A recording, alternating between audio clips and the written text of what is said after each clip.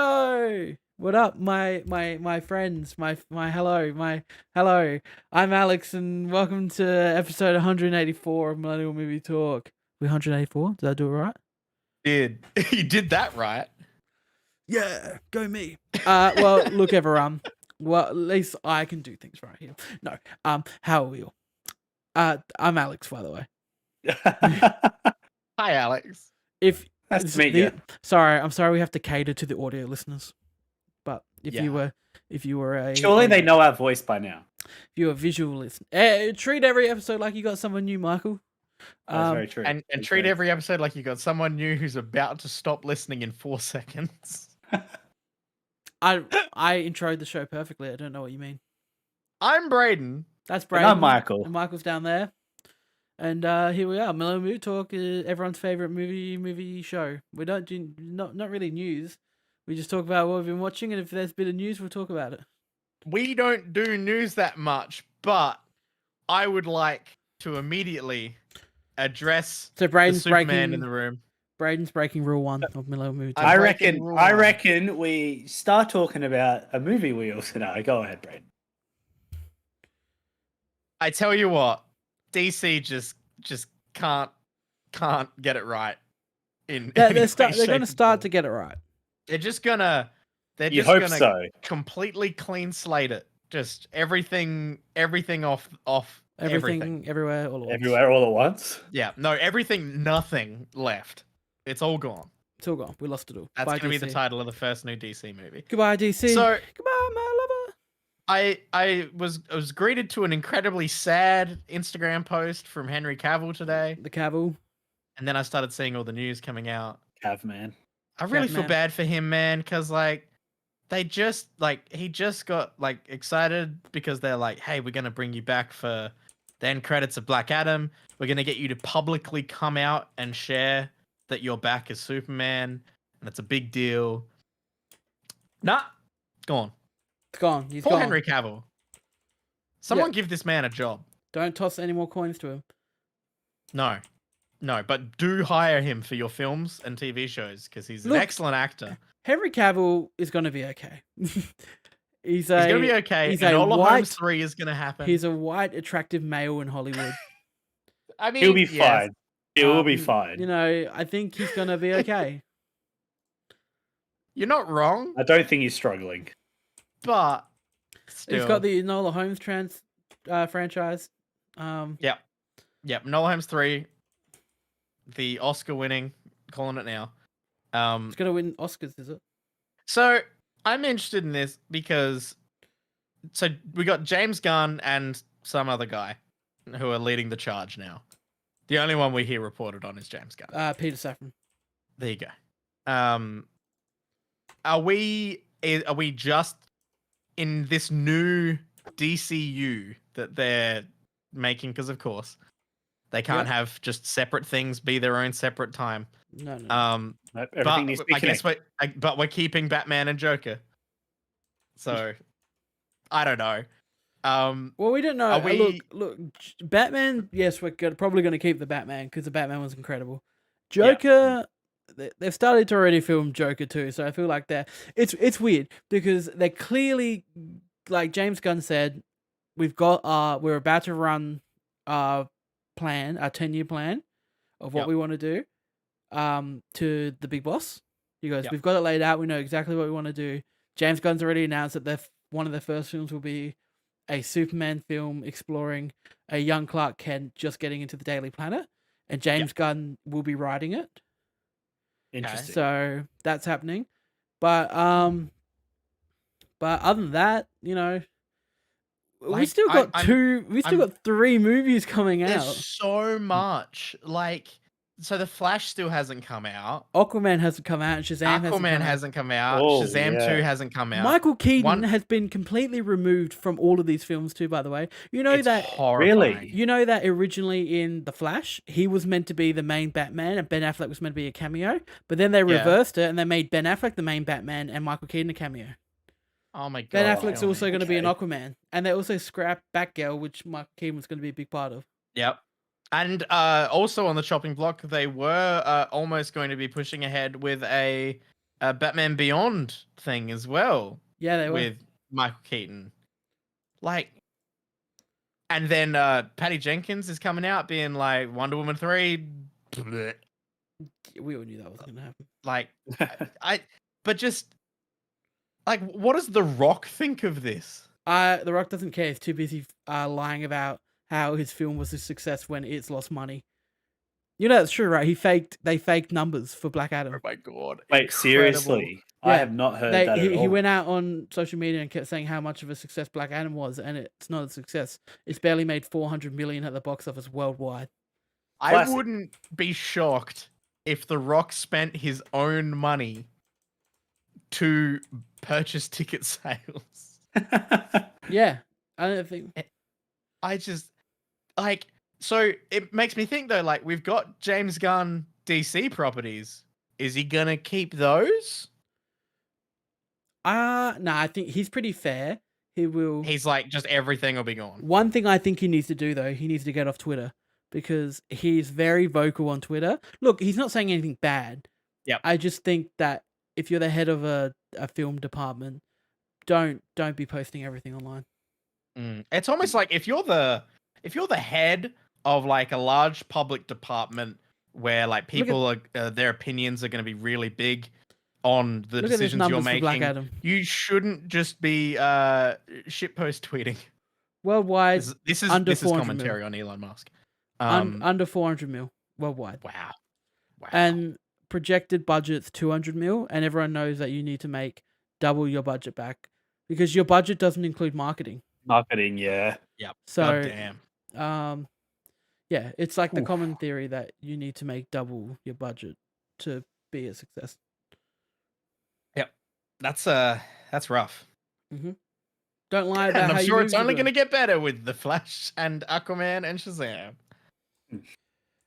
What are these like, just think, like, what's the press circuit going to be like for, like, imagine, like, Zachary Levi going around trying to promote Shazam 2 and just being like... Put them on streaming. Don't put them in theaters. Put them on video on demand and make some money. I wouldn't be surprised if they claim them as tax write-offs. They're too big. Those ones are too big? Yeah, those ones are too big.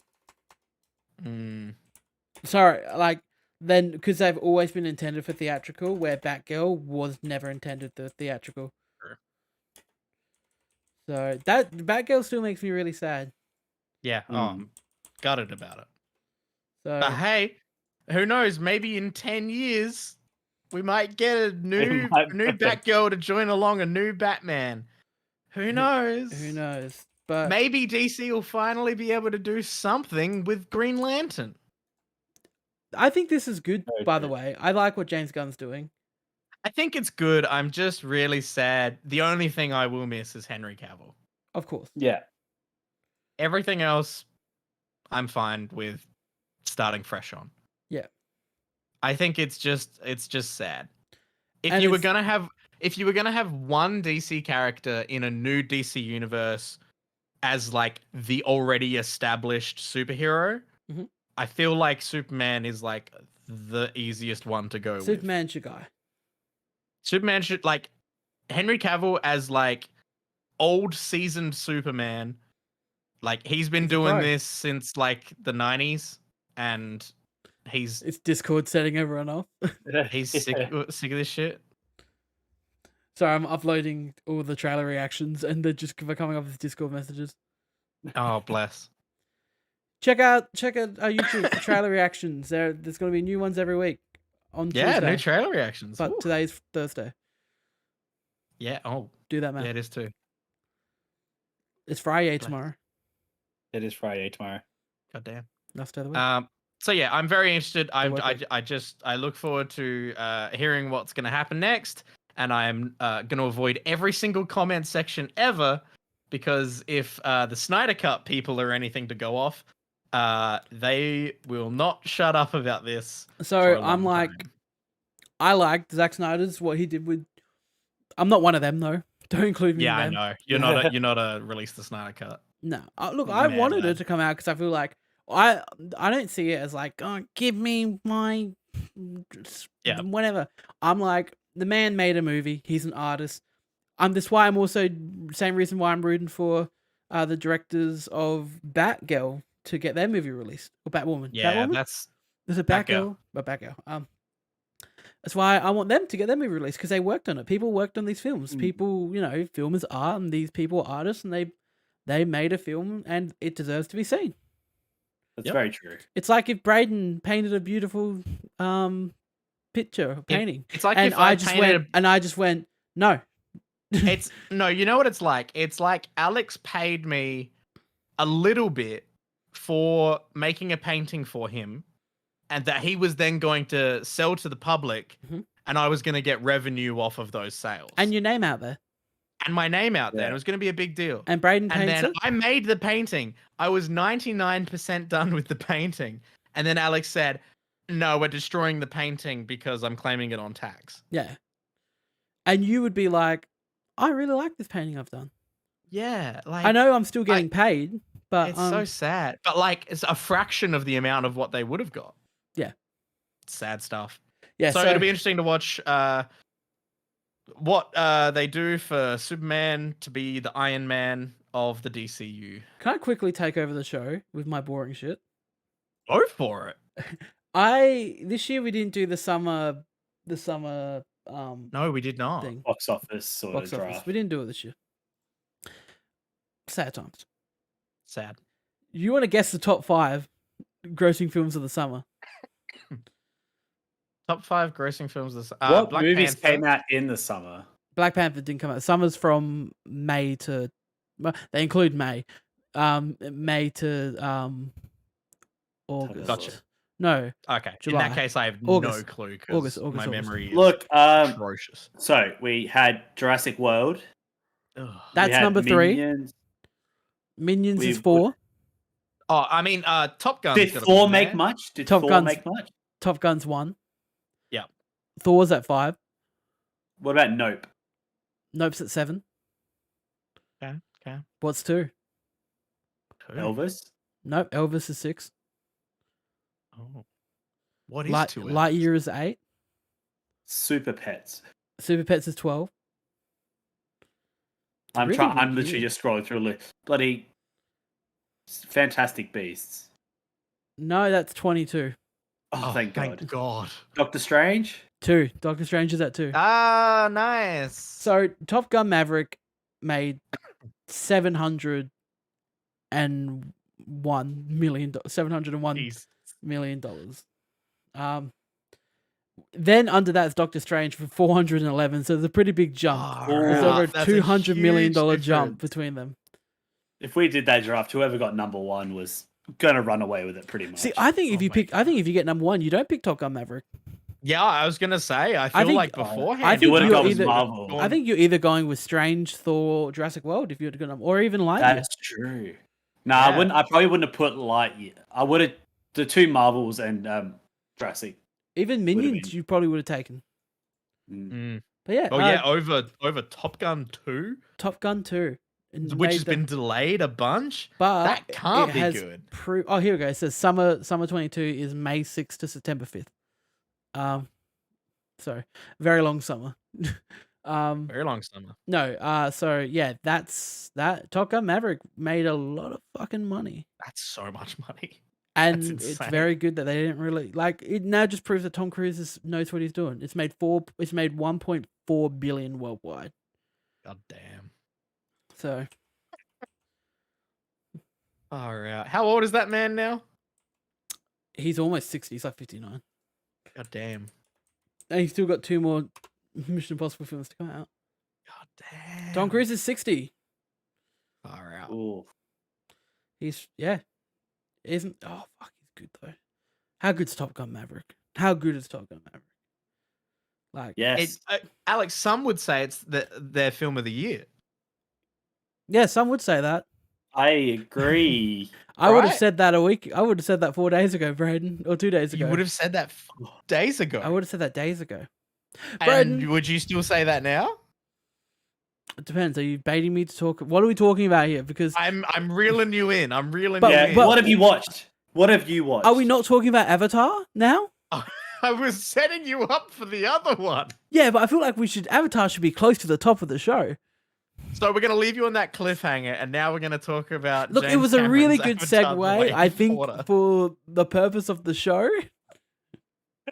Great segue. That's what we'll give props to I tried Brayden. so hard. Let's You give props did. to Brayden. Good segue, Brayden. Oh my god. We enjoyed it. We like the segue. All right. Your segue, you We're- get. Don't worry, you're still gonna get the badge on your segue board. We're back on Pandora. Pandora. Avatar 2. They're on 13 years Pandora. later, we have it. Should I get the trailer? out? 13 years? 13 years. Yeah, 14. 2009. 14, canonically 14 in the film. It's been 14 in the film. His kids are 14, Brayden. His oldest Okay. son would be 14. The oldest son. Okay. Sure. We don't So know the how whole the gang's Na'vi back. age. We don't know how the Na'vi age. Everyone Are we died. Is this spoilers? Are we doing spoilers? No, that's in the trailer. No, but I'm Everyone's saying, back. are we gonna do spoilers? No, I don't think. Oh, no, we're not going to do spoilers. It's too early. So Should we- many people are going to see this movie. Can we not Yeah. do like some spoilers? Soft spoilers. What if I do this? Here we go. Hang on. You keep talking. Keep talking about your shit. Okay. Brayden, what was your thoughts? You said you had a lot, so I'm interested to hear what you think. So I have a lot. Do you have a notepad with them all written down too? Yes, it's called my forearm as I scratched it in as we were watching the movie. So we all went and saw it because it released in Australia last night for us. That is one of the reasons why we're recording this episode late. It's because, hey, Avatar is one of the biggest films that's going to come out. We should review it. And we should do it fairly quickly. Tell you what, this film is visually stunning and beautiful, and that's not a shock to anyone. The best film I've ever seen. Like seen. It's, It's Looked at. amazing. Visually the best looking film I've ever seen. Now, it's Brayden, you saw disgustingly wait, good. you saw it in 3D too, right? Yes. So Okay. And HFR? as I found out, I think 20 minutes before the film started, It was HFR. there's 4 different ways to watch this film. Yeah, so when I booked tickets the day the release, like this, you were Yeah. able to book tickets. They only had 3D or not 3D, and Yeah. as I found out 2 days before going to see the movie, there's also 48 frames HFR sessions Yeah. of the film. So you can either go see the film in 2D, 48 frames, 2D, 24 frames, 3D, 48 frames, or 3D 24 frames. Now, ideally, I think if I go see the movie again, I'm looking at 3D 24 frames. I would 1000% agree with that. Look, not that I got very used to 48 frames. It took me a second to adjust. You do. See, I didn't know any of this until Well, after the movie. here's the thing. For some people, they might just think something's off, but they'll blame it on the 3D, like maybe hurting their eyes.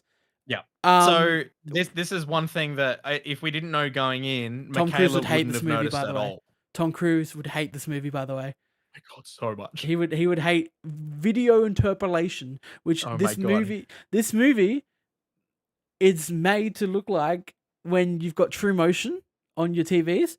True Motion basically adds frames because you got your films that are shot at 24 frames a second. In order to make video and like sports look smoother, most TVs come with a True Motion or a Doesn't it just, like, Auto Motion Plus blurring? setting, Yeah. which basically it kind of fills in the gap between the frames, so everything looks a bit smoother. Now, obviously, when you've got normal films which are filmed in 24 frames, and then you've got 48 frames, you know, it can, even though it's properly done, it can still Seemed jarring. everything can have this kind of smooth like effect on it because this is 30. We're 30 frames at the moment.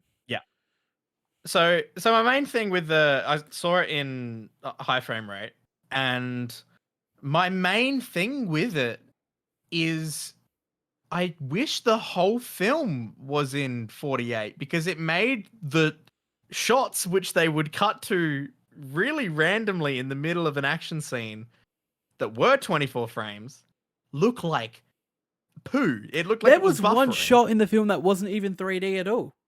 Yeah, well, that's true.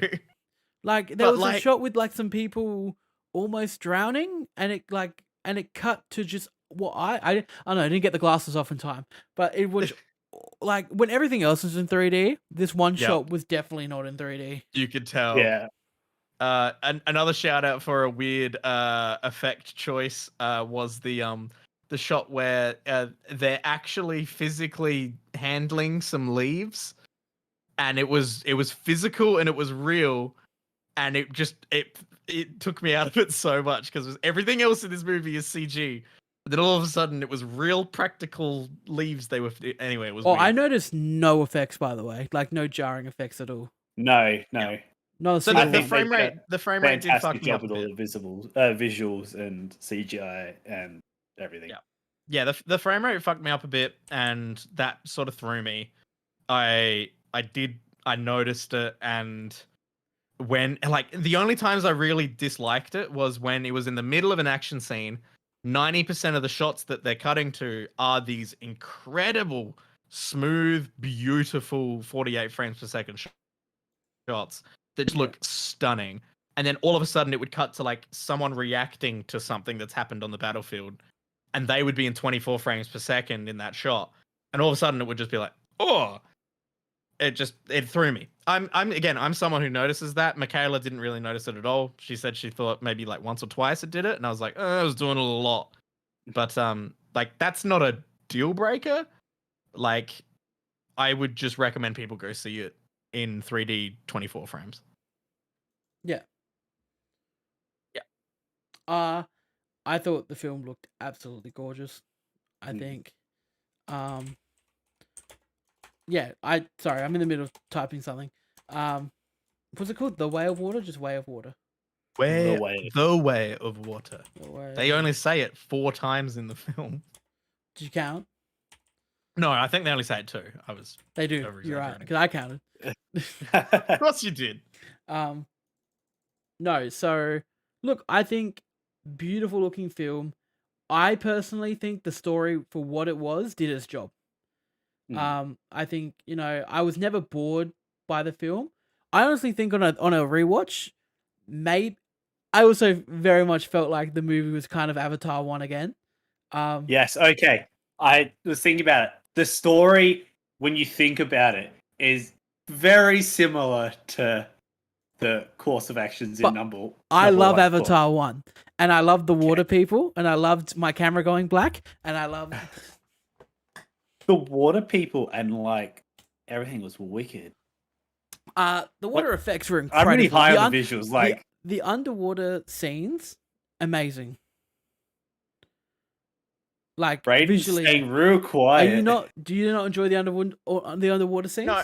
So this film, from where the plot and where the direction of this film went as a sequel, and like the sheer, like I went into this film with 0 expectations. I was like, okay, I know it's gonna be visually beautiful. I have no idea what the plot is gonna be, and like where they're going with this, especially with this, like, they're doing 3 more movies after this.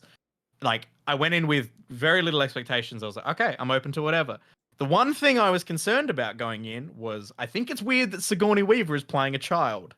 And then I didn't think that character proceeded to be my most interesting character. Yeah, she was great. That's what I wish the whole movie was about. And anyway, so that's beside the point, because that was like, again, that was my main concern. And then out of the end of the movie, I was like, that was the one part I really loved. Or at least found super interesting. I think, the direction of it was very strange. I described it straight after the film to Michaela. I turned and said, I feel like I just watched James Cameron's Wet Dream. Well, yeah, literally. Because he like, and I know there's a whole writing team and it's not just James Cameron making the movie, but I feel like James Cameron was like hovering over the writer's shoulders being like, we're gonna push the whole franchise into the water, aren't we? Yes, it's gonna be in water now. And he's like, we've gone from these, like, one of the most interesting parts of Avatar in the first one is when you get these glimpses of like, oh my god, there's so many other like tribes and stuff that are living in different areas, basically different biomes. And it's like, oh, cool, that's really interesting, that's fascinating. And then it's like, cool, we're gonna go visit the water one for this one. and that's going to be like the focus. I Brayden, get it. James Cameron loves water. I think we're gonna go to the other ones. By the way, I don't think we're just hanging out in the water. I'm so worried because like when he ends that like not to spoil, he says the line in the trailer, but like he refers to it as a fortress. Yeah. And he quite seriously says that this is our fortress. I honest to God am worried that James Cameron is just like, no. No, he's talking about the family's the fortress. Oh, I fucking hope so, because Christ, if we get another movie in the water, I don't know if I can do it. Exactly, like, Brayden. really? If that he if that just comes... wanted to make Titanic again. Well, there's shots in that movie that feel like they're shot for shot. Well, I mean, at Titanic. the end when the boat's sinking, that's very much Titanic. Yeah, that was a bit much for me. There we go, Brayden. Do you like that? Keep that on the screen. We're talking about. Yeah, I like that. Yeah. Well, Yeah, before we jump into the full spoilers, shall we quickly knock off a rating, because we don't know Brayden's rating because he didn't rate it. 4 out of 5. I have it on par with the first one. I thought the story was fine. I love seeing Stephen Lang back. I had a lot of fun with him. I really enjoy this franchise. I enjoy the family aspect. I thought the characters in this one were really good. I thought that was one thing better in this one than in the first one. I thought the characters were a lot better. I cared a lot more about the kids than I thought I would going into it. Yeah, I found myself connected with the characters in this one more than the first one. And yeah, I do think maybe a tad too long. Upon a rewatch, I think there's a big middle section of this film where we kind of spend training again. Because in the first film, it's Jake training with the Na'vi to learn their ways. When in this one, it's him and his family training with the water Na'vi to learn their ways. So like, not to say it like in a demeaning way, it felt like a shot for shot of the first film's scene, only they were doing it double or no triple, because you had Jake, his son, and then the other training stuff that was going on as well, which I won't spoil in this bit. Like, it was just all three happening at the same time, but it was all the exact same as the first film. And I was just... I don't think it was the weird. exact same. I don't think I 100% agree with that. Look, I like the water creatures. I like the world. I think as a sequel, it did its job in my opinion. I enjoyed, because in the first one, I thought that the final battle was extremely large in scale. Whereas this one is much more smaller scaled. We got to spend more time with the characters, more personal, and we spend more time with the character. We're able to spend more time with like most of the characters during this battle, and it's had much more impact than the end battle. The first one, I do think the last 45 minutes of this film is absolutely phenomenal. I think there's no denying like the large action set pieces of this film. Just like the last act, I thought will they great. melt your eyeballs out of your brain, like they're really good. Scores. I'm at a 4.5. I'm probably just still in awe of the visuals. I think that was the thing I'm like highest on. Like, that literally blew me away. I was sitting there with my jaw pretty much propped open. I think, all the family stuff being more personal, it has a lot more feels to it. Like, obviously, you still had like the sad bits in number one, but I feel like obviously this is a bit more personal because, like, obviously it's affecting Jake. So obviously it's more focused. But I'm very high on it. Brayden, out of 5? Out of 5, I think at the moment, and again, this is coming off me not entirely enjoying the experience of the high frame rate.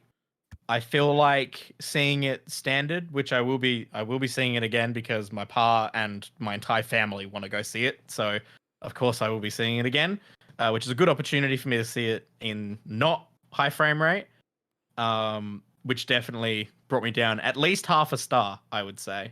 Just guessing. We'll see. I'm sitting at like a 3. Okay. I'm sitting at a 3. I thought it was going to be lower, to be fair. No. Well, there was a moment when we were driving home, I was considering a 2.5, and then I was like, It's too good to Nah. be a 2.5. To me, it's worth the wait. Everything he said about it, it's what he delivered. Yeah. Shall we chuck the spoiler warning up? Yeah, I feel like now that we've got the ratings out of the way, like the freedom to be able to talk about spoilers. For the audio listeners, I don't know, skip ahead maybe like 10, 15 minutes. Or just stop listening now, like, honestly. What are you doing with yourself? Go see it, and then Go come see back. it, then come back and listen to the rest. Alright, and if you're watch watching, out for or if you're end audio of- listeners, if you're audio end of year listener, episode. stop here and go watch the YouTube, and then just find where on the YouTube is where the red text is off the screen, and then you'll be good to watch. That's it. Anyway, for video listeners, if you haven't seen the film and you don't want it spoiled, the red text is on the screen. Skip to a part, or if you're watching it live, check back in when the red text is not on the screen. But here we are, Avatar: The Way of Water. Spoilers coming. 3, 2, 1. Who knocked up Avatar: Sigourney Weaver? That is the most interesting part of this movie. Child Sigourney Weaver. But who knocked her up? Why is this whole movie not Clearly, it was just her? Awa that knocked her up. There's no dad. There's no actual dad. No, so Michael, that's my thing. Is I was 100% thinking it's just Awa as well, but she's got white people hair. Did anyone else notice this? Yeah, but remember, she's coming from. But she was from an avatar. So is it Norm? Did Norm knock her up? Why has she got white people hair? So because she was Sigourney Weaver's avatar. So while we're talking about hair, why do the military avatars have braids when we saw the baby avatars don't have hair on their head tail things? Why are they keeping braids when they shaved the rest of their head to be the buzz cut? Why? Because they got it. Because they have to have the braid. Have the marine look. They have to have the braids. It's where the tentacle thing is. Yeah, but that's just at the end. Like, yeah, but every avatar has to have that because that's where you can't just cut it off halfway through. The whole long. No. I mean, like but we saw the baby avatars. Like, they don't need to have hair there. So when they're shaving the military avatars, it's fine. Why'd they? These are nitpicks, Brayden. No, I just thought it was a weird choice. My favorite thing was the Avatar military man that had the speed dealer glasses on. Loved him. Stephen Lang. I don't care how you bring Stephen Lang back. Bring him back. And Alex, they didn't care how they brought him back either. Hey, it wasn't. I thought it. I was on it. I went, okay, James. Yeah. I went. All right. If you want to bring him back, let's bring him back. You want to show me footage of Giovanni Ribisi as well? Do that, please. Yeah, that for that one shot. I gotta love him crushing his own skull was sick though.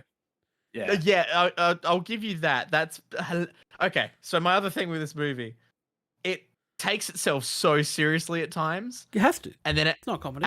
But then at other times, it's the most corny, cheesy sci-fi bullshit. Like, that is James Cameron's melodramatic dialogue. He loves it. It's so weird. Yeah, Stephen Lang still being the most despicable person in the world. He's just so irredeemably evil. But then they're trying to give you this 3-dimensional side of it at the end where he's like, oh, I kind of care about my not son. Okay, so here's the thing with Spider. Fucking Spider. Before we do, can we say how funny it is? This white boy just hissing constantly. Oh my god. Was Spider not cold? Cringe. Was Spider not cold? Funny. Spider. What? I wanted to get Spider like a rug or something. Oh my god! Like the fact that he's with the fucking military humans for so long and they don't put any clothes on him. So my thing with Spider is I think the actor that played Spider did a great job. Gave it all. Gave it all. I'm excited to see him in more things. I didn't mind the character of Spider as a concept. This human child that gets left behind, so he has to be raised with the new Avatar civilization. I like the idea of Spider. I don't think I'm down with Spider within 5 minutes of being with the military people, laughing and being so on board with them. It is such a break in the character that we've been given. And it just doesn't make any sense. But there's only one thing they could have done to make it sense at the end of the film, right? And it's my biggest spoiler topic that I will talk about here.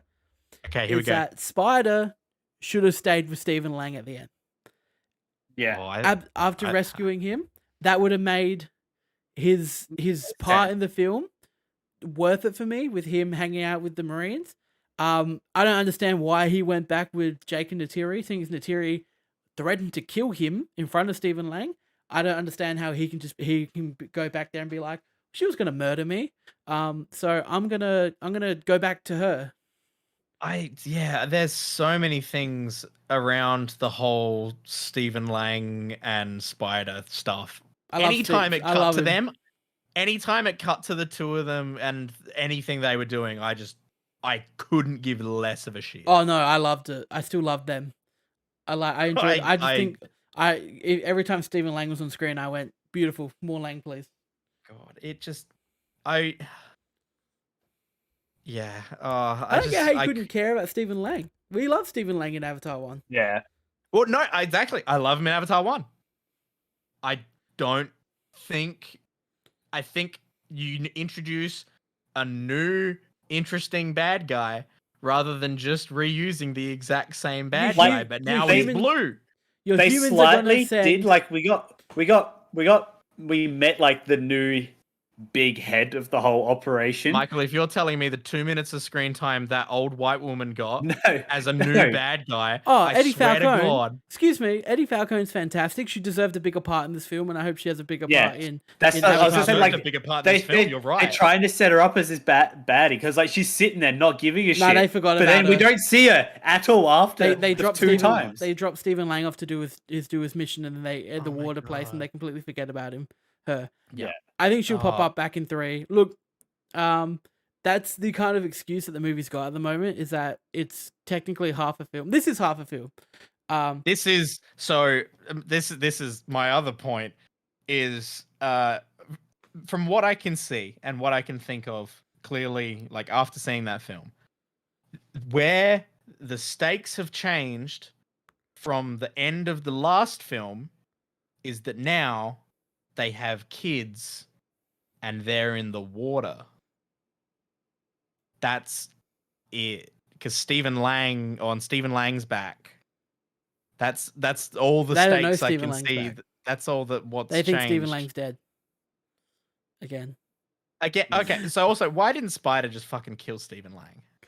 Because that would have been metal as hell. Stephen Lang saved him at the end. In the Odin. Yeah, but like, this is why Stephen Lang should have, it's not Stephen Lang's fault he got abandoned. Stephen Lang was dead. Well, yeah, exactly. Yeah. Like, I agree with that, but like the fact that Spider just suddenly turns around to not holding any kind of a grudge or anything. I think he should have stayed with Stephen Lang. I think that I would have enjoyed that more. I don't know. We still got 3 more of these left. That we do.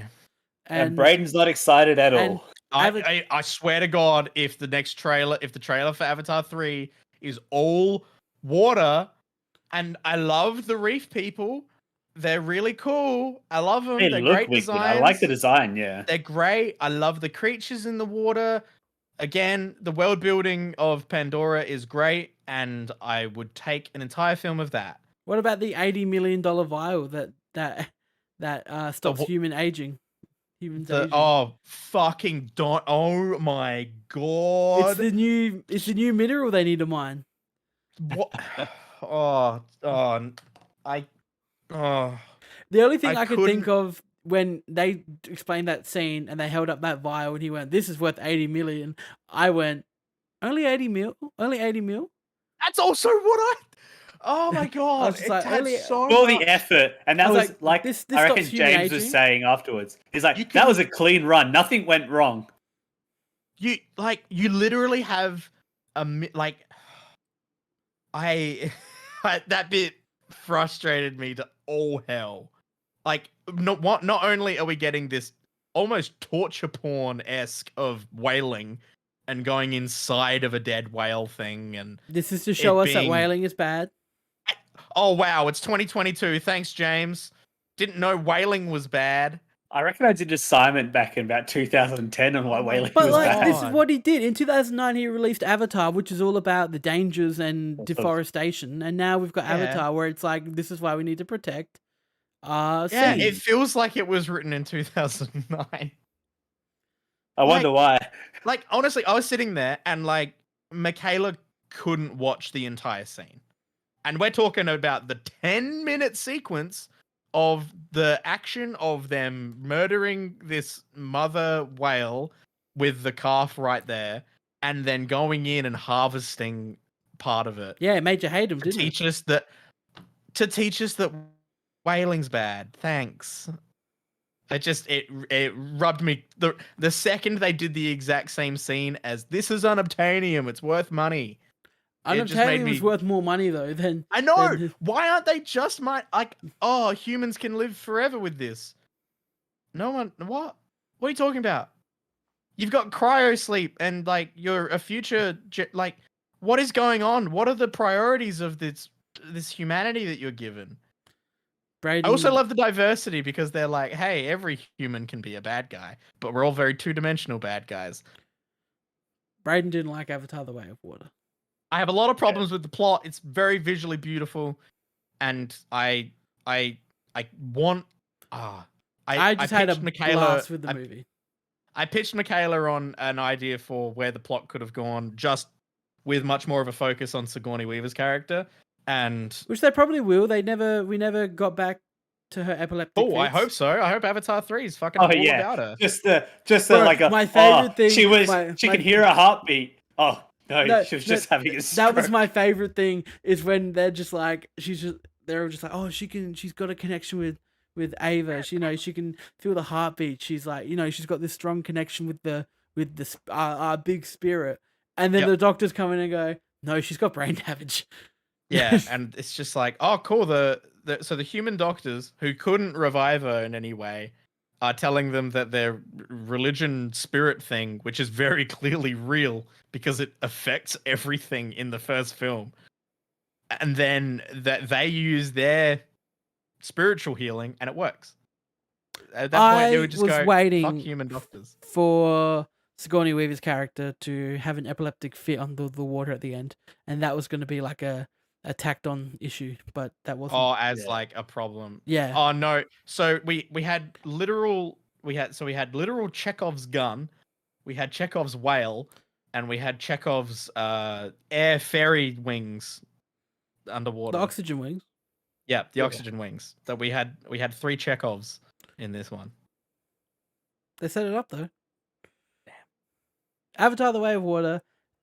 2 out of 3 of us really, really, really enjoyed it. One of us hated it. I didn't hate it. You sound like you did. He hasn't said anything positive. I'm very passionate about the things I have issues with. Yeah, I haven't heard anything positive, Brayden. Okay. He liked the sea monsters. That's the sea creatures. Sorry. He enjoyed the sea monsters. It was too long. It was too long a movie. I didn't feel the length at all. I didn't feel the length, but I could trim 10 minutes out of the film. Michaela turned to me at one point. I can't remember what it was. She turned to me at one point and just went, I just so happened to glance at my watch. We are only an hour into this movie. So you never felt anything like that. My watch wasn't even on me. I took it off. I didn't want to know I didn't want to know any. Alex got naked to get in the water. I didn't want to know any timestamps or like possible run times of where we were in the film, and it flew by, and I had a blast with this. I'm really happy for you, Alex. This is the I agree with you. Best I also didn't have cinematic. my watch on me. This is the best looking film I've ever seen. It was one of the best cinematic experiences I've ever had with a film, just because how beautiful it was. The 3D was incredible. 3D was incredible. I hope Hollywood put a lock on 3D, and only James Cameron. James Cameron's the only person allowed to make 3D movies. I would also be completely okay with that. Yeah. Every 13 years we get a 3D Avatar. Now, the next Avatar comes out in 2 years. They've already filmed it. I love it. It's in post-production. I'll accept that when I see it. It's filmed. Avatar 2 was meant to happen so long ago. So they filmed 3. It's in post-production now, and they've already filmed parts of 4. See, that's also what concerns me, because that sounds like if they were filming them a lot all around the same time, probably using that water a lot. Look, I'm sure there's going to be water in it, but I don't think I'm really concerned, guys. We've done the film. We won't be the focus anymore because we've done the focus of the water. They've learned the waterways. Number 2 won't be we're here in the water. The water might be around, but I don't think I'm it's really gonna. concerned. We've done the water. I think James Cameron might be it might get a little bit too wanky with He it if likes it is water. underwater. We all know James Cameron. He's filmed 3 movies now based in water. I get a director and a creator like having a passion and a niche. Man in his spare time just goes undersea diving and submarine diving. There was one joke I made during the movie where as it was leaning into the when it literally the child gets pulled into the boat at the end when the water's rushing into the boat and the Titanic scene starts. I turned to Michaela and said, if you look really carefully, you can actually see James Cameron dragging the child into the water to create the Titanic scene. Hey, it looked beautiful, and I had a lot of fun with the action scene at the end. That's all that matters to me. Before Brayden says anything else. I thought it was a blast. And that was all our thoughts on Avatar: The Way of Water. The spoiler symbol is off screen. You can now return. Welcome back if you didn't want to know all of that. Guys. Man, I can't believe Meryl Streep showed up. Hey, I can't believe... You know Kate Winslet was in that film? I do, and let's not talk about it. You don't like Kate Winslet? It felt really whitewashy to me. Oh, really? And I get that it's a reference and like she was in Titanic. I think he just hired an actor he thought was good. Yeah, actress. I know. It just felt really whitewashy to me. That's most of the actors that play the Avatar are white.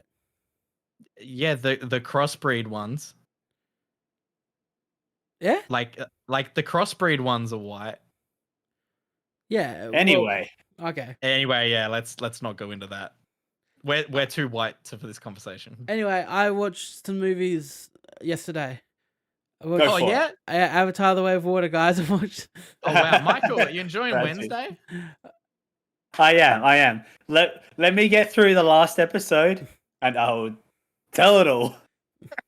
Oh, you're up to the last episode? I am up to the last episode, and I'm like chomping at the bits to watch it. I recall I know it's last such a good episode, show, hey? a promise or maybe a thing was made by Brayden about a certain movie he was going to watch by this episode. He does this a lot, and what movie was that? We already forgot. The Promise. Everyone's favorite bear. We didn't watch Paddington. We didn't watch Paddington 2. Paddington 2. Well, no, because whenever Mikhail and I got an opportunity to watch something, we were either watching Wednesday or going and seeing Avatar. Well, I'm going to force her to watch it. I want Paddington 2. Choppy, you watched some movies.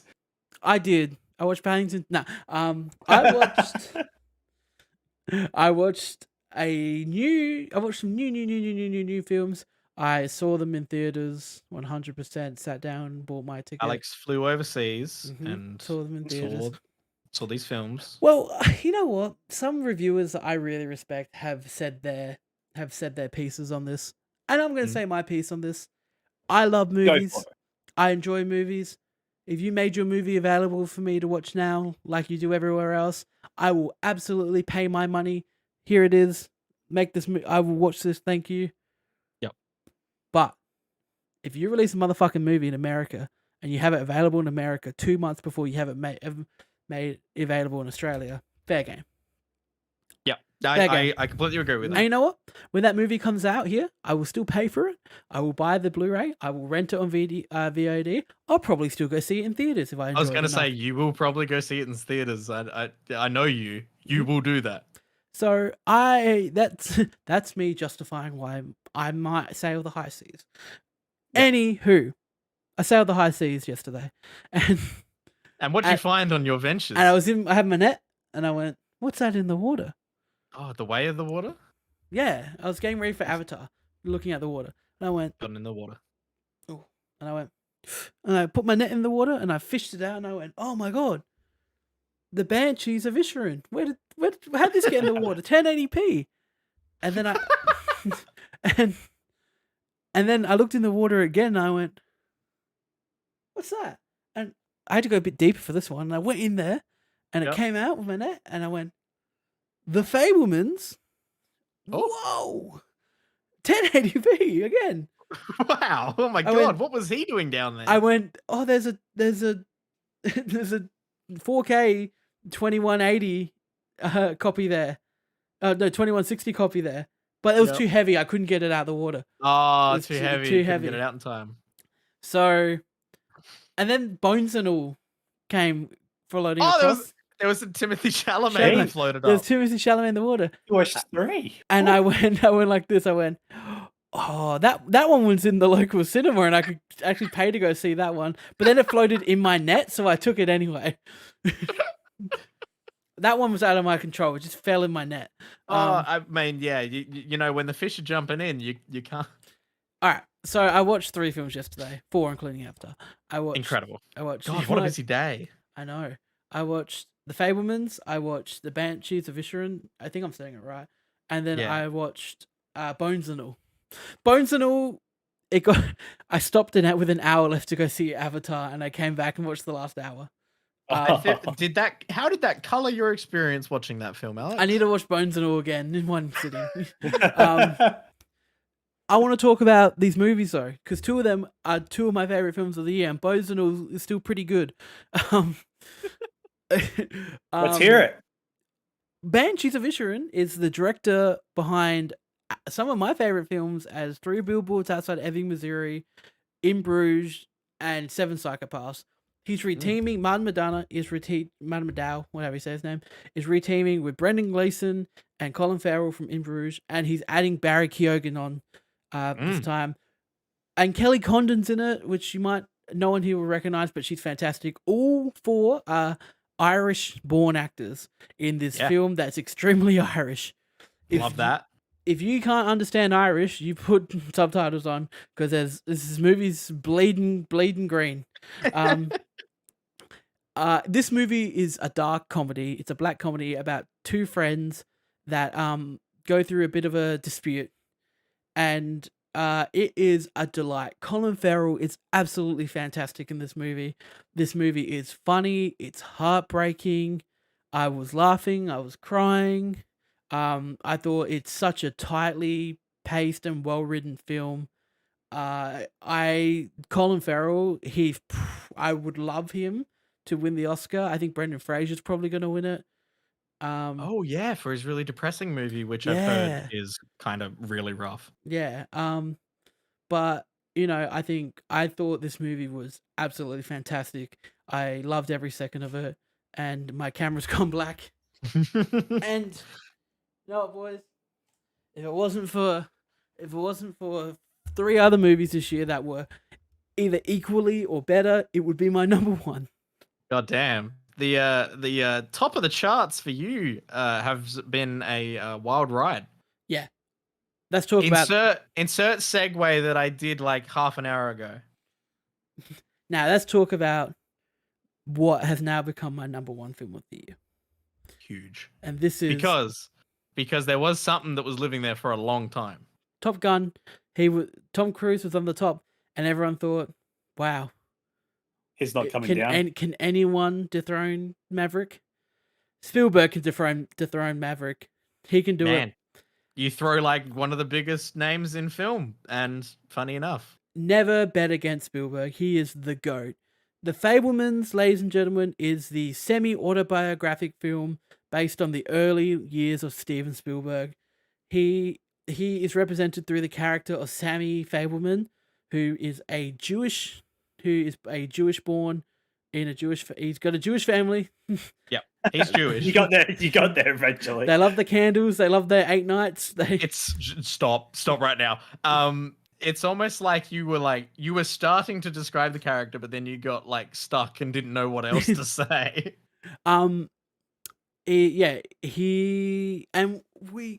We follow him and his love from film, and I'm not sure if this might resonate with Brayden more than Michael. There's so many scenes in this film that have been ripped out of my life. There's oh man, there's they spent so long at film school. there was there's the dad. I remember when you won the Oscar for Schindler's List. Thanks, man. Now this movie stops before he's even anyone. Oh, cool. Yeah. This literally explores from him to the year after high school. Cool. A so- real coming of age film. It's a coming of age story. It's Spielberg doing it. It's magical. As someone who grew up loving film, who once had dreams about being in this industry, which is now crushed. Don't say that, Alex. There's always a chance. Look, so many things just felt real and impacted me. I think the thing this film does the best is you're always in Sammy's shoes. You always cool. feel what he's feeling. It's surrounded by a cast that are incredible, including Michelle Williams as his mother, Paul Dano as his dad, Seth Rogen as his dad's best friend, Judd Hirsch. I didn't know he was in it. Yeah, Seth Rogen's great in it, not distracting at all. Cool. There's I'm sure I'm missing others, but truly incredible film. There's scenes where his dad keeps calling his dream a hobby, and even though he wants to make it a career, he keeps calling it a hobby. And that hits home. Yep. So there's stuff like that really just hits you. I adore this film. I fell in love with this movie. There's scenes in this film that, as someone who loves film, where you see a movie and you're obsessed with it. You see a new they capture that experience of he saw a movie when he was a kid and it's all he thought about for the longest time. It's all he wanted to do. It's all he wanted to talk about. It's all anything he did was inspired by what he saw in this film. And I'm assuming it's that experience of not wanting to be in the movie or he wanted to create the magic, the world that's in the movie. It's the questions of how did they do that? I want to talk to them and figure out what they meant by this bit, that behind the scenes feeling. From the moment the character work is so well done. In the opening scene of this film, you follow a very young Sammy Fabelman going to his first ever film with his parents. I think it's called The Greatest Show on Earth is the movie, and it's a scene where both his parents explain to him what a film is, and you've got his dad, who is very scientific. He's he's an engineer. And his mum's a piano player. So you got one STEM and one arts. Yeah. You've got his dad who explains to him the magic of how films are made. He talks about how it's 24 still images that your mind puts together to make motion and create. He explains that part of it. Yeah, introducing the technicalities and the realities of it. His mum comes over, he goes, films are dreams. And they're just and from that scene there, you know exactly where both the parents stand, and that is better character work than in all of Avatar: The Way of Water. Well, I mean, because not only does that introduce you to the core tenets of the parents, it shows you exactly how both of them flew in and impacted him. That sounds excellent. So much of the film, it's incredible. It is I gave it 5 out of 5. Absolutely adored it. Fell in love with it. It's my number one of the year. I gave it 3.5. Yeah, I gave it 2. It's fine. Top Gun's better, but whatever. Look, I can't wait to watch it again. 2.5 hours. Didn't feel it. I was so engrossed and wrapped up in it. If you like film, you got to watch it. And Spielberg, you never bet against him. Yeah, he makes great shit. West Side Story last year. Now he's got the Fabelmans this year. I hope it wins Best Picture. I think it should. He should win Best Director. You're an incredible Spielberg fan. You've watched all of his films, have you not? What? Sorry, is there a question? Sorry, did my mic cut out? I think it did. Internet dropped. Yeah. What'd you say, Alex? You've watched all of Spielberg's films, right? Michael, he's cutting out again. I don't. Yeah, sorry, Brayden. I'm really sorry. Michael, they're cutting out. I think that's all the time we have today. It's actually not, because we got a bit more. It's a long one, I know. Sorry, boys. There's more. Oh my god. Bones and All was great. Being director of Call Me by Your Name reuniting with Timothy Chalamet. It's a love story about cannibals. It's that's what it's about. Okay. Yeah, it's a love story about they're not cannibals by choice. it's kind of almost like a vampire aspect where they're born that way, craving it. They can't help themselves. They have to eat it to sustain the hunger. Different cannibals have different abilities, like scent and that. Okay. I'm sure it's fantastic when you watch it. It's got some more supernaturally vibes. Yeah. Mark Rylance is fantastic in it. I thought you were about to say Mark Ruffalo, and I was like, that's the weirdest addition to a cast I've seen. Mark Rylance, great in it. It was really solid. It was really solid. Michael, how's Wednesday quickly? Oh, wait, you said you were going to talk about next week. I did jump through, but I'll talk more next week. I will have also finished it by then, so. Oh, you haven't finished it either, Brayden? No, I still got 2 more episodes. I'll probably watch Andor by next week. She's so good. Oh my god, Alex, watch Andor, man. It's so good. It's a good. All right. It's a good one. Oh god. God, Guys, what? I'm making a quick change just because we don't all feel passionate about it. Oh, Alex is changing something and not describing what it is, which is excellent for podcasting. It's great for podcasting. All right. I have a book on podcasting. I haven't read it yet. Neither have I. Can you tell? Guys, we got some nominees to announce. Oh, the nominees. We're bringing back a classic. Bringing back a classic. Event. Ladies and gentlemen, welcome to the 2022 MMT Awards. We will be posting these publicly, looking more pretty. Somewhere. Yeah, we'll give them a nice little design and it'll look great on an Instagram post. Guys, are you ready to hear the nominees? Yes. And the nominees are... For Best Show of 2022 at the MMT Movie Awards. I love that you instantly prefaced that. And your nominees are The Bear, Better Call Saul, Andor, Severance, and House of Dragon.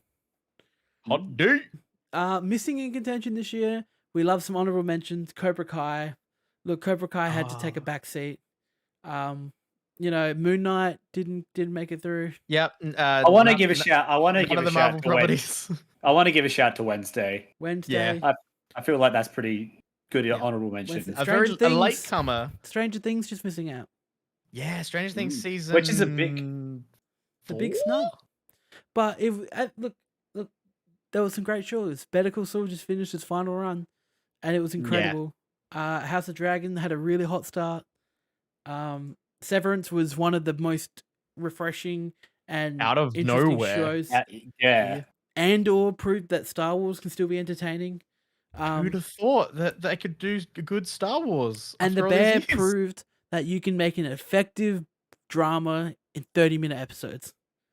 Incredible. Oh, also, I didn't know that they were 30-minute episodes. Are you kidding me? Yeah. That's doable. Yeah, you can do that. You can watch The Bear. Man, I can totally do that.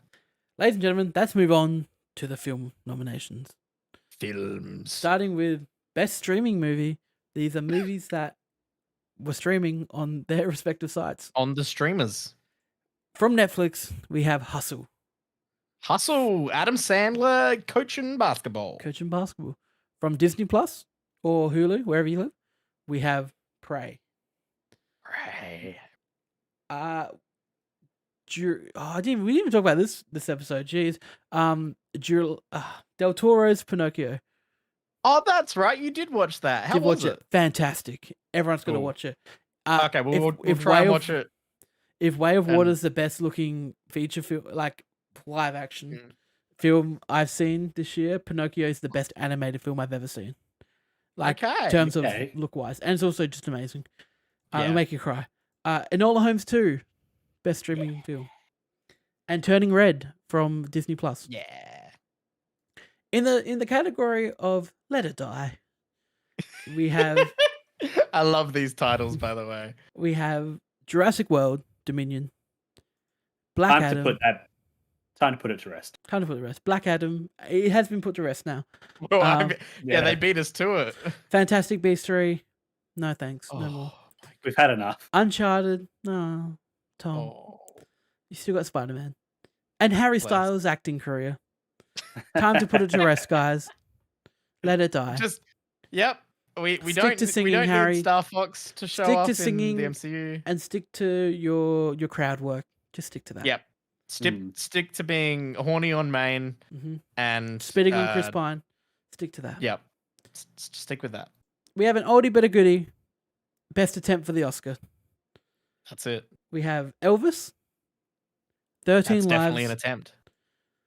Black Panther: Wakanda Forever. She Said. And The Fabelmans. Yeah. These are all movies that are gunning for that Oscar. They're going for it. They are. They really are. New category. And you probably heard us, or me at least, say this about a lot of films this year. It's just a little bit of fun. We've heard you say this about a lot of in movies. the Just a Bit of Fun award, the nominees are Violent Night, Spirited, The Unbearable Weight of Massive Talent, Bullet Train. That's the Nick Cage one? Yeah. Yep. Bullet Train and Jackass Forever. Just Those a bit of all fun. fit that category. Well. They are a bit of fun. I've heard a lot of people really enjoying Spirited now as well. Spirited's a lot of fun. It's just a bit I've of heard fun. a lot of people saying it's going in the Christmas rotation now. Yeah, it probably will. It's a lot of fun. People should watch it. Mm-hmm. All right. In the this didn't suck. No, category. The really unexpected, not bad. Yeah. Jackass Forever. You know, none of the Jackass films have been bad, but we all thought, because it's been so long and they're so old, this could suck. The odds were stacked against them. Michael Bay, bad track record for film. Ambulance, didn't suck. Yeah. Chippendale Rescue Rangers, we were all worried. Straight to Disney Plus movie. So Guys, shocked this one didn't suck. Minion Rise of Gru. While some of us thought it might have sucked, Rotten Tomatoes is here to remind us it didn't suck.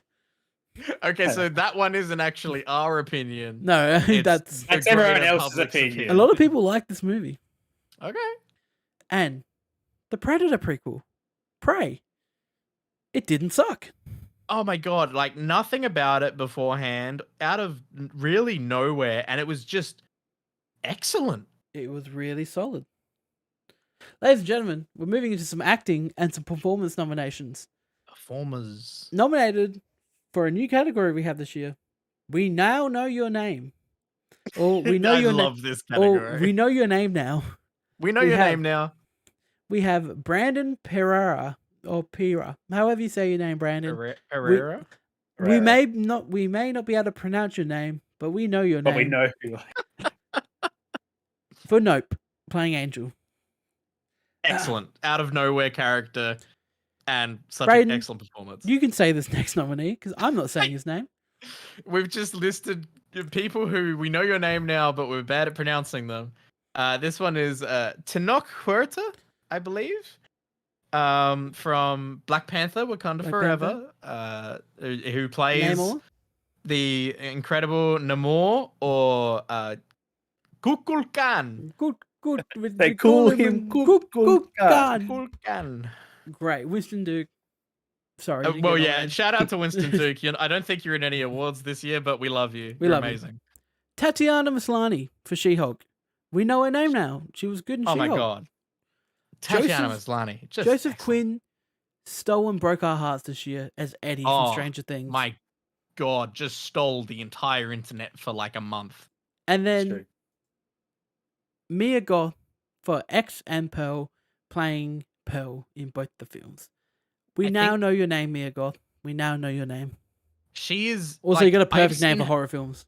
I've seen her face all over the internet just all year.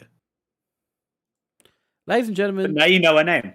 Now I know her name. If you've tuned in to the MMT Awards before, we don't separate actors and acting categories by gender. You're all actors. Gender? You're all actresses. If you're good, you're performers. You're good. You're performers. You know, I'll talk to you about an agenda, and that's my agenda, to destroy gender. Ladies and gentlemen, and all those in between. Hey, here are the nominees for Best Supporting Performance. From we know Everything Everywhere All at Once came out this year, and which is crazy that came out this year. Yep, that's the words. Nominated for Best Supporting Actor, we'll give it to you. Maybe the people decide, not us.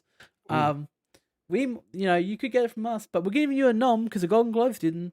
Stephanie Hsu I hope you said your name Mm. right. Or it could be Stephanie Sue. It could just be that. Mm. We don't know.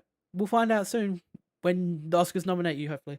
For Everything Everywhere All at Once, playing the daughter, who name I'm forgetting at the moment. Yeah, but also like no Becky. spoilers, No, but Becky's the the- daughter. Becky's her partner. Oh my Um, god. Angela- Such a standout performance. Angela Bassett for Black Panther Wakanda Forever. God, that Wow. woman can cry. Almost nominated for almost nominated for Now We Know Your Name, or We Know Your Name Now, is Keke Palmer for Nope. Keke Good work, Palmer Keke. in Nope. Most of God. us actually knew your name before, which is why you weren't eligible for it. Yeah, you have been Good old pretty Disney big for a Channel. while. Janelle Monáe for Glass Onion, A Knives Out Mystery. Well Yep. done, Janelle. You knocked it out the park. Yeah, No I spoilers. mean, we knew you from your music and everything as well. Fantastic. But it turns out, fucking good. For Everything Everywhere All at Once, a second nomination supporting performance. Kaylee Kwan for playing Raymond in Everything Everywhere All at Once. You were fantastic. Welcome back to acting. Welcome back. It's a Paul- big introduction back. Big introduction Oh back. my, Paul Dano had a big year this year. a huge year for Paul Dano. He was originally nominated for this Just role. looked at what you did too. Yeah. He was originally nominated for this role for the Batman. because and he then was he- great as the He Riddler. was great as a Riddler. But guess what, guys? He was even better in the Fabelmans. Nominated for the Fable Batmans. Paul Dano. Congrats, Paul Dano. You definitely worked hard for it. Congrats, Alex, for putting that in there.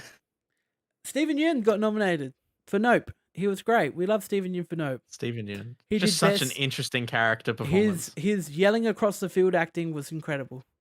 Man, that man can yell. He got a Ladies and set of gentlemen. lungs on him. And the final nominee for Best Supporting Performance, Viggo Mortensen, 13 Lives. Well done, Viggo. You probably won't win, but you're good in this movie. Very tough role. Very tough role. Gotta Moving on depict to- that real life scenario. Best Performance. Look, Ooh, the big one. The big one. One of the big ones. The Oscars, they keep saying your name out there, so we'll put you in for ours. Austin Butler, Elvis. I think I'm the only one here that's seen Elvis. I think you were. Yes. Oh, Yeah. did Chris watch it as well? Maybe. On the plane he watched it, yeah. That's right. Elvis. The last half of the movie was excellent, but Austin, if there was one thing that was consistently great throughout, it was you. Oh, that was cute. Aw. I want you to clip that and send that to Send him it on to him. Twitter. Michelle Yeoh. Everything Everywhere All at Once, being the incredible actress that she was, playing Evelyn. Well done, Michelle Yeoh. Well done. Oh, just well done. Mia Goth for Pearl. She was in We Know Your Name Now, but Yep. she's You also know your in name here. now. It was a good enough performance. This is for Pearl, not for X. Mia Goth, you killed it. This year we got a new Batman. What? here A it new is. Batman this year? Robert Pattinson, you've been nominated And he was a for good Best one. Performance. You were Robert great. Pattinson. My grandpa doesn't like you as Batman, but my God, I love you. Does your grandpa not like you as Batman? I just talked with I explained the whole DC situation to my pa earlier, and he was like, "Oh, they're keeping Robert Pattinson's not Batman." Pattinson. Mind you, he is from a very different generation. So Well, this year a we grain got of a salt. new Batman this year. We also got a new Black Panther. Letitia Wright, you've been nominated for Best Performance. You killed it. Letitia, man, go. You can cry. You can cry. You can also cry a lot. But you can also bring a really interesting performance to someone who's like really trying to walk an ethical and moral line. Ladies and gentlemen, our final three for Best Performance. Adam Sandler, you're back. You're back. We love Good you. old Hustle. Hustle You're was back great. again. Hustle was great. I called it The Hustle in the Excel spreadsheet, which I shouldn't have, because that's I love that. Adam Sandler. Sandler, you're back again because obviously like you were Uncut there Gems. and then you went away and then you came back for Uncut Gems. And then you and went then away. you went away again. And now you're back. And now you're back. Who Hey, would have thought? hey, who loves mysteries? Mate, Because good there's old no mystery. mystery. Well, put your hand down. If you love mysteries, you're not going to like this, because there's no mystery why Daniel Craig's been nominated for Best Performance, because he's nailed it in Knives Out. Benoit Yes.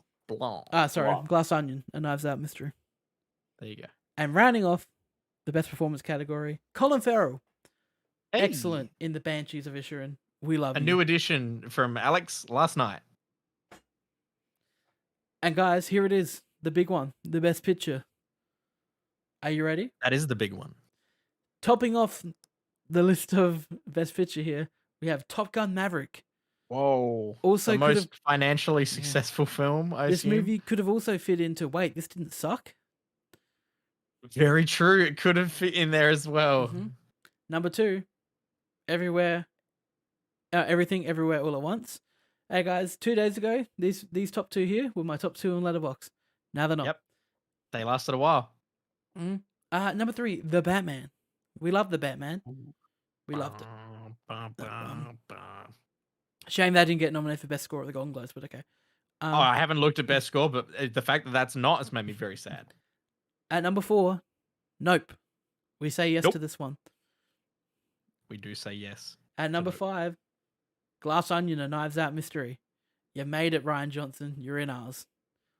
At number 6, You again somehow like high expectations and a high bar to reach. we didn't suck. Black Panther: Wakanda Forever getting nominated for Best Picture as well. Well done. Real tough one to thread the needle on. Yeah, we got it in though. Good movie. The Fabelmans coming in at number 7. 7 nom. Welcome to Fabelmans. It might be on next year's for Australians, but it's on number. it's It's here. on ours. Because it should be released worldwide. Speaking of that, the Banshees of Inisherin. Rounding there off, it is. Yeah, rounding off our Best Picture. That's it. That's Best the Picture, nominees. Top Gun Maverick, Everything Everywhere All at Once, The Batman, Nope, Glass Onion, A Knives Out Mystery, Black Panther: Wakanda Forever, The Fabelmans, and The Banshees of Inisherin. Oh damn! We What will a have. year. I think that's pretty good timing to get to the end because you got your heat thing at the top. Yeah. Oh, it's been going on for a bit of the nominees. Anyway, I'm hot, right? I get hot over these. Alex is worked up. He's having I'm a great sweating a time. Guys, that's it. That's the nominees for the 2020 MMT Awards. 2020. Oh my god, we're doing it again. Sorry, 2022. 2020 rolls off the tongue a lot better. True. We should just go back. Let's go back. That's pandemic year. Yeah, I know. I'm saying let's just do it again, but different this time. Reroll. Anyway, Yeah, we get to re-roll this one. I think wow. What a good list of nominees we have here. Yeah. I think wow, I've put a screen on here that doesn't exist. Wow, what a dramatic reveal this is going to be. Wow. Bang. Wow. There it is. There we are. There are all your nominees for best film of the year. Oh, with MMT Awards. The It's MMT like- Awards for 2022. Ladies and gentlemen, thank you for watching this episode of Millennial Movie Talk. Is there anything else anyone? I watched Hangover 1 and 2, they were fine. I've got nothing. I think I'm I think we're done. ready to round out. Brayden? God damn it. God of War Ragnarok's good. That's all I got to say. Yeah. It feels like a movie sometimes. Anyway, everyone, thank you for watching this episode of Millennial Movie Talk. Don't forget to check our socials out for this Survey Monkey list coming out soon, where you'll be able to vote. You, the people, vote on what's going to win each award. We do that here. Us?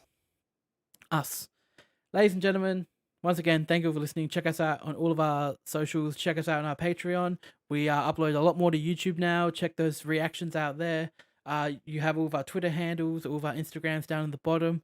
Yeah, always come in, have a chat with us in stream. We do it live. You can talk to us. You can have a chat. And yeah, as always, I'm Alex. I'm Brayden, and we also do podcasts. We'll do a podcast. And I'm Michael. Please add me on Facebook. And we're out here. Goodbye, you maggots.